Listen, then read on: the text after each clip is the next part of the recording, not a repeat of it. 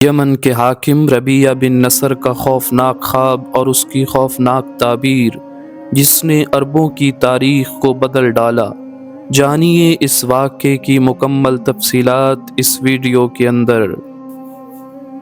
شاہان طبہ میں سے یمن کا ایک حاکم ربیعہ بن نصر بھی تھا کہ اس نے ایک ہولناک خواب دیکھ کر خوفزدہ ہو گیا اور اپنی مملکت کے کسی کاہن، پیشین گو، جادوگر، فال گو اور نجومی کو نہیں چھوڑا کہ جس کو اس نے اپنے پاس نہ بلایا ہو اور ان سے یہ نہ کہا ہو کہ میں نے ایک خواب دیکھا ہے جس نے مجھے خوفزدہ کر دیا اور میں اس سے بہت ڈر گیا ہوں۔ تم لوگ مجھے وہ خواب اور اس کی تعبیر بتا دو۔ انہوں نے کہا کہ وہ خواب ہم سے بیان کیجئے تو ہم اس کی تعبیر بتائیں گے۔ اس نے کہا اگر میں نے اس کا حال تمہیں بتا دیا تو اس کے متعلق تمہاری تعبیر پر مجھے اطمینان نہ ہوگا، کیونکہ اس کی تعبیر اس شخص کے سوا کوئی نہیں جان سکتا جو اس کے بتانے سے پہلے اسے نہ جان لے۔ ان لوگوں میں سے ایک شخص نے کہا کہ اگر بادشاہ کی یہی خواہش ہے تو کسی ستی اور شک کے پاس روانہ کرے، کیونکہ اس تعبیر کے خواب کے معاملے کے بارے میں ان سے زیادہ جاننے والا کوئی نہیں۔ بادشاہ جس چیز کے متعلق ان سے سوال کرے گا وہ بتا دیں گے۔ اس کا نام ربیع بن ربیعہ ہے۔ ابن اسحاق کے مطابق ربیعہ بن نصر شاہ یمن نے انہیں بلا بھیجا تو شخص سے پہلے ستی ان کے پاس آیا۔ بادشاہ نے اس سے وہی کہا کہ میں نے ایک خواب دیکھا ہے جس نے مجھے خوف زدہ کر دیا اور میں اس سے ڈر گیا ہوں۔ تو مجھے وہ خواب بتا دے۔ اگر تو نے اسے صحیح بتایا تو سمجھوں گا کہ تو اس کی تعبیر بھی صحیح بتا دے گا۔ اس نے کہا ہاں میں بتا دوں گا۔ تو نے ایک شرارہ دیکھا ہے جو اندھیرے سے نکلا، پھر تہمہ یعنی نشیبی زمین میں گرا اور پھر اس میں سے ہر دماغ والی چیز یعنی جاندار کو کھا گیا۔ بادشاہ نے کہا اے ستی تو نے اس میں ذرا برابر بھی غلطی نہیں کی بلکہ میرے خواب کو بالکل صحیح بتایا ہے۔ اب بتا کہ تیرے پاس اس کی تعبیر کیا ہے۔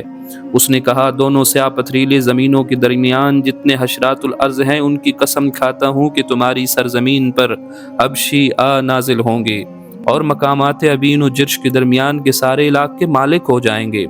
بادشاہ نے کہا کہ اے ستی تیرے باپ کی قسم یہ تو ہمارے لیے موجب غیظ و غضب و باعث و درد و الم ہے۔ آخر یہ کب ہونے والا ہے؟ کیا میرے اس زمانے میں یا اس کے بعد؟ اس نے کہا نہیں تیرے زمانے میں نہیں بلکہ اس کے بعد 60 یا 70 سال گزرنے پر۔ پوچھا تو کیا ان کی حکومت ہمیشہ رہے گی یا منقطع ہو جائے گی؟ کہا نہیں ہمیشہ نہیں رہے گی، 60-70 سال کے بعد منقطع ہو جائے گی اور وہ مارے جائیں گے اور اس سرزمین سے نکل بھاگیں گے۔ پوچھا آخر ان کے قتل و اخراج کس کے ہاتھوں سر انجام پائے گا؟ کہا ارم ذی یزن عدن سے ان پر خروج کرے گا اور ان میں سے کسی کو یمن میں نہ چھوڑے گا۔ پوچھا کیا ان کی یہ سلطنت رہے گی یا ختم ہو جائے گی؟ نہیں ہمیشہ نہیں رہے گی بلکہ ختم ہو جائے گی۔ پوچھا یہ نبی کس کی اولاد میں ہوگا؟ کہا غالب بن فہر بن مالک بن نضر کی اولاد میں سے ایک شخص ایسا ہوگا کہ اس کی قوم نے زمانے کے ختم تک حکومت رہے گی۔ پوچھا کیا زمانے کے لیے اختتام بھی ہے؟ کہا ہاں جس روز پہلے اور پچھلے سب جمع ہوں گے، نیک لوگ اس روز خوش قسمت ہوں گے اور برے اس روز بد نصیب سمجھے جائیں گے، جس کی تم مجھے خبر دے رہے ہو۔ کہا ہاں قسم ہے شفق کے اجالے کی اور رات کی اندھیری کی اور صبح صادق کی، جو اہم خبر میں تجھے سنا رہا ہوں وہ بالکل سچ ہے۔ اس کے بعد اس کے پاس شک آیا، اس سے بھی اس نے ویسا ہی کہا جیسا ستی سے کہا تھا، لیکن ستی نے جو کچھ کہا تھا اس نے اس پر ظاہر نہ کیا تاکہ یہ معلوم ہو کہ دونوں اس معاملے میں متفق لفظ رہتے ہیں یا مختلف باتیں کرتے ہیں۔ جو اندھیرے میں سے نکلا پھر نشیبی زمین اور ٹیلے کے درمیان آ گرا اور اس میں سے ہر ذی روح کو کھا گیا۔ راوی نے کہا کہ جب شک نے بادشاہ سے یہ سوال کیا اور اس کو یہ بتایا تو اس نے جان لیا کہ دونوں بات ایک ہی طرح کی کرتے ہیں، مگر صرف اتنا فرق تھا کہ اس ستی نے کہا تھا کہ نشیبی حصے میں آ کر گرا اور پھر اس کے ہر دماغ والے کو کھا گیا، اور دوسرے نے کہا کہ نشیبی زمین اور ٹیلے کے درمیان آ کر گرا اور اس میں ہر ذی روح کو کھا گیا۔ پھر بادشاہ نے اس سے کہا کہ اے شک تو نے خواب کے بیان میں تو ذرا بھی غلطی نہیں کی، اب بتا کہ تیرے پاس اس کی تعبیر کیا ہے؟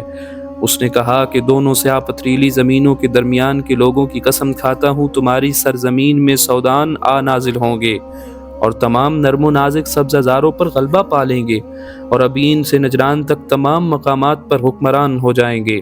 بادشاہ نے اس سے کہا کہ اے شک تیرے باپ کی قسم یہ تو ہمارے لیے بڑی عجیب اور درد و الم کی بات ہوگی۔ آخر یہ کب ہونے والا ہے؟ کیا میرے ہی زمانے میں یا اس کے بعد؟ کہا تیرے زمانے میں نہیں بلکہ اس کے بعد، پھر تمہیں ان سے ایک بڑی عظمت و شان والا نجات دلائے گا اور انہیں سخت ذلت کا مزہ چکھائے گا۔ پوچھا آخر یہ عظمت و شان والا کون ہوگا؟ کہا ایک نوجوان نہ کمزور ہوگا اور نہ کسی معاملے میں کوتاہی کرنے والا۔ یہ ززن کے خاندان میں سے ایک شخص ان کے مقابلے کے لیے اٹھے گا اور وہ ان میں سے کسی کو یمن میں نہ چھوڑے گا۔ پوچھا کیا اس کی سلطنت ہمیشہ رہے گی یا وہ بھی چند روز میں ختم ہو جائے گی؟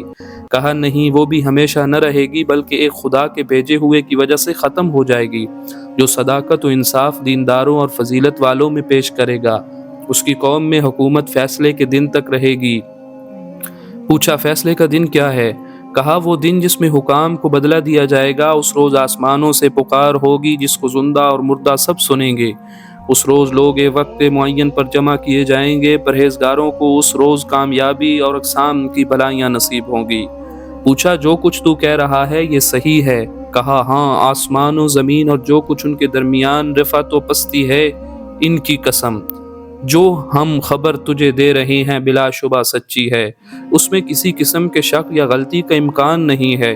ابن ہشام نے کہا کہ امز کے معنی اشک کے ہیں اور یہ حمیری زبان کا لفظ ہے، اور ابو عمر نے کہا کہ امز کے معنی باطل اور غلط کے ہیں۔ غرض ان دونوں نے جو کچھ کہا وہ ربیہ بن نصر کے دل میں جم گیا۔